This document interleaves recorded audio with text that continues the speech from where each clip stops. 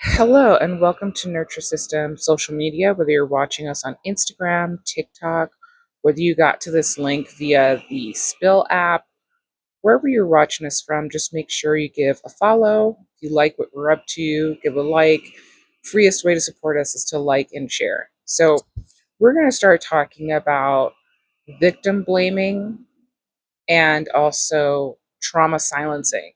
Now, victim blaming usually is trauma silencing, but sometimes trauma silencing doesn't always fit neatly in victim blaming. So we kind of want to make that distinction as we start talking about this stuff. So let's start with the trauma silencing of someone has it worse. Now, this is something that has been,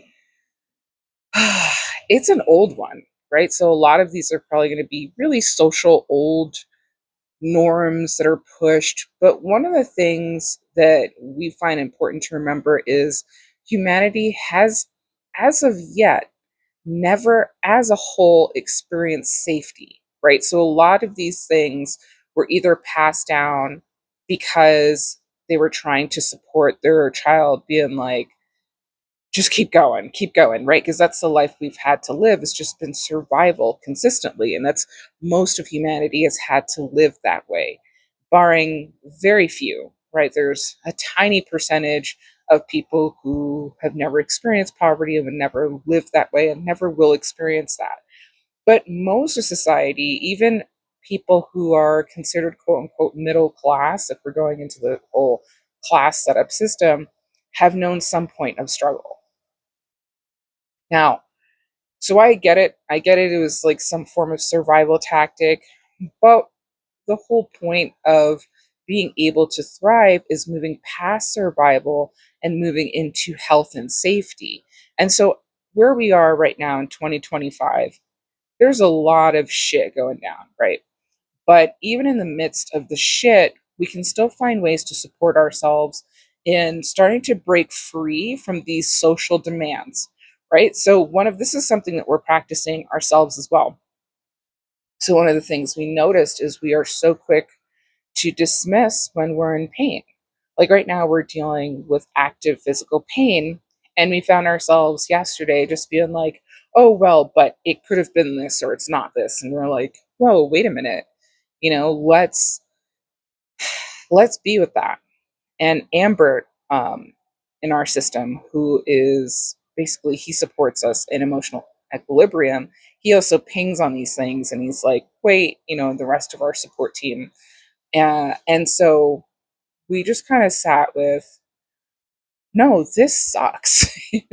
Like, we're in pain right now, and comparing ourselves to someone else is just not going to shift things for us personally, because what that used to do was just push us back into action, even when it wasn't safe to, like, even when we needed to just heal.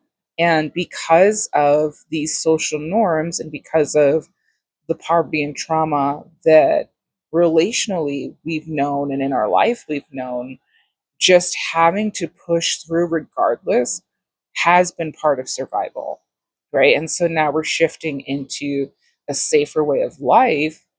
And it's confronting. It's confronting to have to face where I have been groomed to dismiss what I'm dealing with.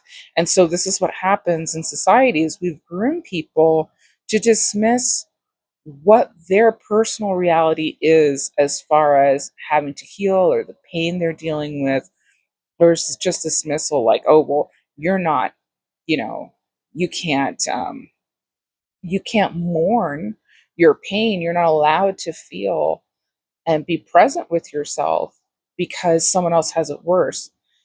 We don't need to do the comparison. Now, I'm not going to go into a space, there's also the awareness of being cognizant when it's just not the time to bring something up. Like, if I'm dealing with someone who is, like, if I know someone who is dealing with really intense, I don't even know how to word it, but like just whatever, something super super intense in their life that I can't relate to, and then I have the privilege of not relating to, I'm not going to start talking about how difficult X, Y, and Z is in the face of what they're dealing with. It doesn't mean I can't have a voice. And if they ask me, I'm more than happy to share my difficulties, but I'm not going to try and overshadow what someone's going through when they're speaking of that. I don't know if I'm saying that clear enough, but I'm basically like, I'm not going to sit here and get into a competition with someone who, is not trying to compete, right? You know what I mean? Like, it's not about, it's not about that, because there are some people who go out there and like they don't listen when someone's extremely suffering and they are in fact not in the same position as that person and they speak over that person. That's a different scenario. I'm talking about personally with yourself in your house, in your home, dismissing yourself when there's no one else, there's no one around you, like just dismissing yourself and saying, someone else got it worse. Or even casually talking to a friend, like minimizing your pain or suffering from what you're going through because you're groomed to shut down and shut up because you've been taught to compare yourself to others who have it worse. Now, here's the thing, in the moment, what you're dealing with is the worst thing you're dealing with. And that's valid as fuck, right? So taking the time to honor and mourn and be present with that is uncomfortable. It can be agitating, especially if you're an action based person and you're used to, going 10 mile, like 10 times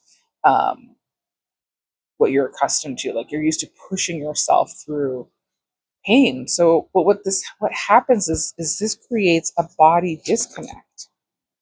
And so the fastest way to create that disconnect from the body is to completely continue to hush it, to not listen to its alarms when it's like, no, you got to stop. And right now we're very confronted by this ourselves because we're hurt and we have to heal. And it's taking time. And I know it's only been a few days, but still, we're very much like, um, we need to be doing something. Like, but right now we're in so much pain that we have to just manage the pain. But yeah, so part of the trauma silencing is the fact that people have been groomed to compare themselves to the point of shutting down and silencing. And this is why, unfortunately, we miss a lot of the times when people are really struggling and we don't get a chance to be there for them because there's so much shame and trauma projected onto them, and there's so much trauma created by silencing them. So this is one of those things that, as a society, and we can't hold our breath for society, right? But as individuals, we can start to detox away from these trauma silencing tactics.